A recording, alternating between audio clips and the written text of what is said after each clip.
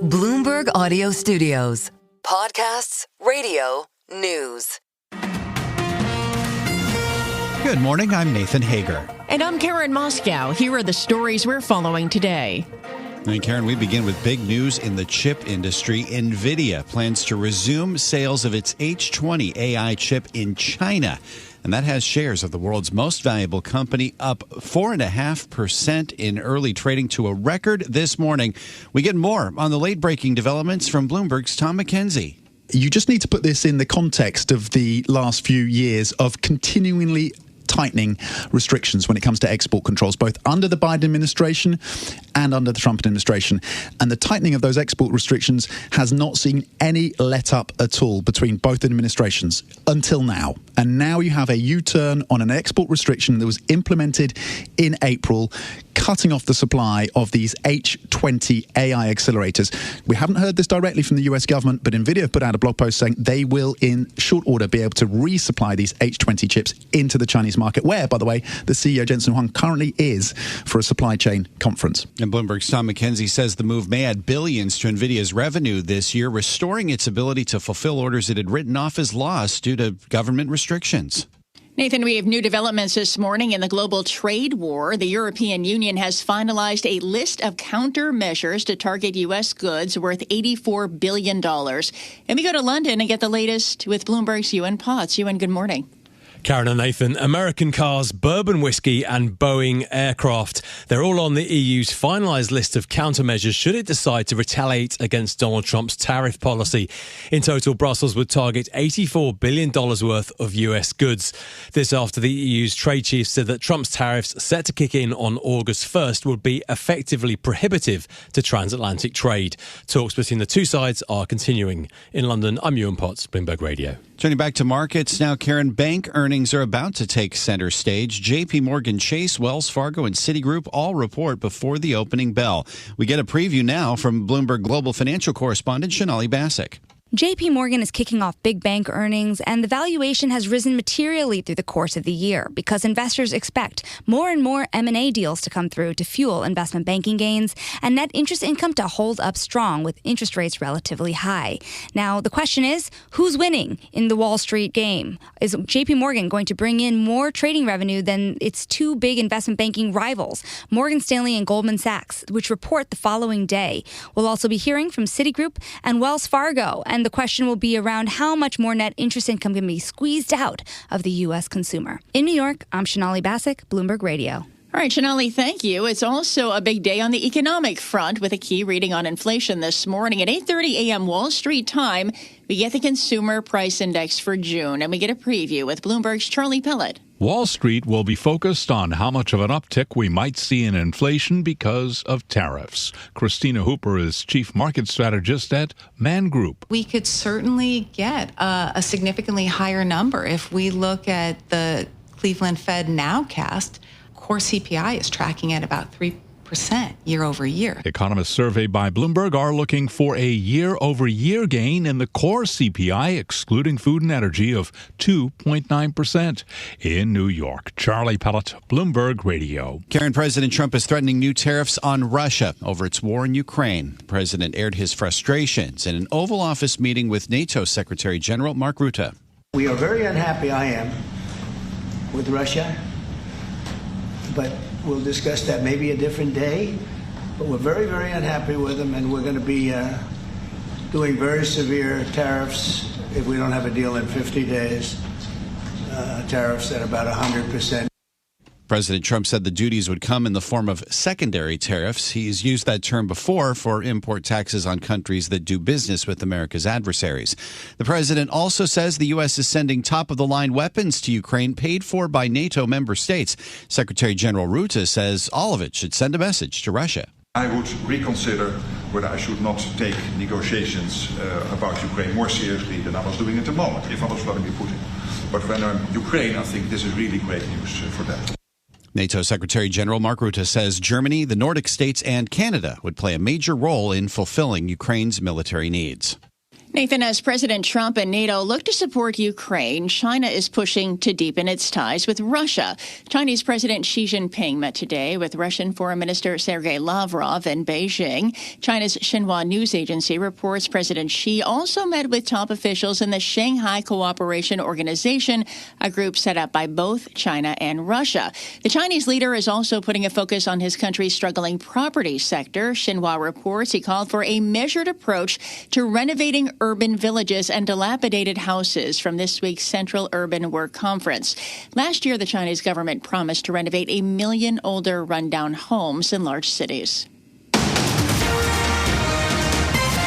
Time now for a look at some of the other stories making news in New York and around the world. And for that, we're joined by Bloomberg's Michael Barr. Michael, good morning. Good morning, Karen. Heavy rain caused damaging flash floods in New York, New Jersey, Connecticut, Pennsylvania, Virginia, and Maryland. 6 to 10 inches of water fell in parts of the East Coast. In Plainfield, New Jersey, the rapid rainfall turned streets into rivers, stalled out cars, rushing past homes, and knocking down trees. I've never seen flooding like this. Just sat there. I'm sure the car, there's nothing I could do with this. It's ruined, so time for a new car. The storms prompted New Jersey Governor Phil Murphy to declare a state of emergency.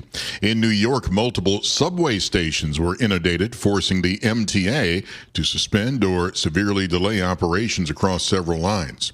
Residents across the Texas Hill Country are on alert as heavy rains produce more flooding, and creeks are bursting their banks just 10 days after awful floods hit the area.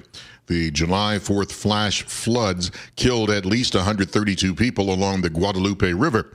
The number of people still missing has dropped to 101 as more victims have been identified and more of the missing accounted for. And officials warn the search could last up to 6 months. Kerr County Judge Rob Kelly. It's the tourists that came in for the 4th weekend, the concert, the fireworks. We don't know how many we lost. We've heard accounts of trailer after trailer after trailer being swept into the river with families in them. Can't find the trailers. Former New York Governor Andrew Cuomo officially announced that he will campaign for New York City mayor as an independent candidate. In a video posted to social media, Cuomo vowed to run against Democratic Socialist Zohran Mamdani, who defeated Cuomo in last month's Democratic primary. For the next few months, it's my responsibility to earn your vote. In a letter sent to supporters, Cuomo pledged that if the polls show that he is not the highest-ranked challenger to Mamdani by mid-September, he will drop out of the race. Global news, 24 hours a day and whenever you want it with the Bloomberg News Now. I'm Michael Barr, and this is Bloomberg. Karen. All right, Michael Barr, thank you. Time now for the Bloomberg Sports Update, brought to you by Flushing Bank. And here's John Stashower. John, good morning. Good morning, Karen. The Home Run Derby in Atlanta began with a 513-foot blast by the Pirates' O'Neal Cruz. Cal Raleigh, Seattle's switch-hitting catcher who leads MLB this season with 38 home runs, nearly knocked out in the first round. He advanced in a narrow tiebreaker with the A's Brent Rooker. He then beat Cruz in the semifinals, and Raleigh defeated Tampa Bay's Junior Caminero in the finals, 18-15. The Yankees' Jazz Chisholm finished a distant last. He only managed 3 home runs. Yeah. What do you mean? Was it fun? I had a lot of fun. I enjoyed every second of it. Chisholm, one of 3 Yankees in tonight's game, joining Aaron Judge and Carlos Rodon, replaced his Yankee teammate Max Fried. The Mets have Francisco Lindor in the starting lineup. Also, Pete Alonso, Edwin Diaz, and David Peterson. There was some controversy with the late addition of Milwaukee rookie pitcher Jacob Missorowski, since he's only pitched 25 innings. He's only allowed 12 hits, has 33 strikeouts. His manager tonight is the Dodgers, Dave Roberts. This young kid to be named All-Star, I couldn't be more excited for him. He is thrilled to be here. I'm going to get him in there probably the 5th or the 6th inning, something like that, the 7th. And it's going to be electric. So the fans, the media, you're going to love it. Aaron Boone will manage the American League, who has won 10 of the last 11 All-Star games, 22 of the last 26. The Jets have locked up wideout Garrett Wilson with a 4-year, $130 million extension, $90 million guaranteed. He's now signed through 2030. Good news for the Spurs. Their young star Victor Wembanyama cleared to play next season. He had stopped playing back in February due to a blood clot. John Stashower, Bloomberg Sports. Karen, Nathan. coast to coast on Bloomberg Radio, nationwide on Sirius XM, and around the world on Bloomberg.com and the Bloomberg Business app. This is Bloomberg Daybreak. Good morning, I'm Nathan Hager. It is a major reversal from the Trump administration that is giving markets a lift this morning, particularly in the tech sector. Nvidia says it has the government's go-ahead to sell its H20 artificial intelligence chips again in China, a move that could add billions of dollars in revenue at what is already the world's most valuable company. For more, we are joined by Dan Ives, Global Head of Tech Research at Wedbush Securities. Dan, good morning. We are certainly seeing a positive reaction in the stock price for Nvidia this morning. Your reaction, what does this mean in terms of Nvidia's overall growth strategy? Good morning. I mean, Nathan, it's a game changer because what this means is that now you got $30 billion plus of business that's back on the table for Nvidia. And remember that China business, when that got taken away, that was given to Huawei on a silver platter. So this is not just bullish for Nvidia; it's bullish for the tech sector, and I believe it's a positive tea leaf around U.S.-China negotiations, given this chip on the table. How is it positive for the overall tech sector? What's the read-through from Nvidia getting this go-ahead?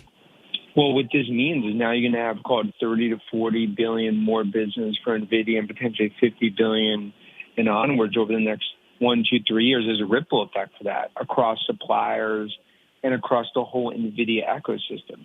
The other thing that's important is that you were essentially handing Huawei a silver platter of this business. Now that's not happening. So it's very positive for the U.S. tech sector, even when you start to think about hyperscalers, chips, and call it the second, third derivatives that now play out relative to those dark days in April. When it comes to the AI arms race, though, between the U.S. and China, to have NVIDIA's backing for the Chinese AI sector, does that give China more of an advantage over the U.S.? I actually think it gives the U.S. more advantage over China. Because China, look, Beijing knows there's only one chip in the world fueling the AI revolution. It's NVIDIA. They want the best chips. They don't want necessarily Huawei chips. So this gives NVIDIA that advantage. The last thing you want is to basically X that out for NVIDIA and hand that to Huawei. And that would ultimately give China and make them more powerful when it comes to AI. And I think the Trump administration knows that. When Jensen and Trump met last week, I think there's an understanding from the Trump administration that this is an important historical moment in this AI arms race. To your point, this does come just a week after Jensen Huang met with President Trump. What does this tell you about the relationship that Jensen Huang has with the president? Is it a good idea to have a close relationship with President Trump after what we saw with Elon Musk just a few weeks ago? Sure. I mean, and I'm sure, look, some will make the comparisons. I think it's different because Trump needs Jensen, not just politically, but we saw it on the Middle East trip, right? Who is right next to him? It was Jensen. But he understands that Jensen understands the AI market better than anyone out there. He needs Jensen's support, just like the onshoring and all the job creation. But on the other hand, Jensen is not going to be on the outside looking into the China market. So it speaks to why this relationship is so important between Trump and Jensen. Could this relationship have some kind of effect on the ongoing trade difficulties that the U.S. and China still have, even after the breakthroughs in Geneva and London? Oh, I think this is a positive signal around U.S.-China negotiations because the U.S. doing this, they're now letting NVIDIA sell into China is going to be a huge positive for deal negotiations. So what do you see going forward? I know that Jensen Huang is attending a government-sponsored conference in China as well. Could we see more breakthroughs coming after, the U.S. hasn't really confirmed that this go-ahead for the H20 chips has gone forward, but could we see more coming NVIDIA's way? Oh, yeah, I would expect over the next 12 hours, positive statements from China around this. That would show further tea leaves. NVIDIA could get more business.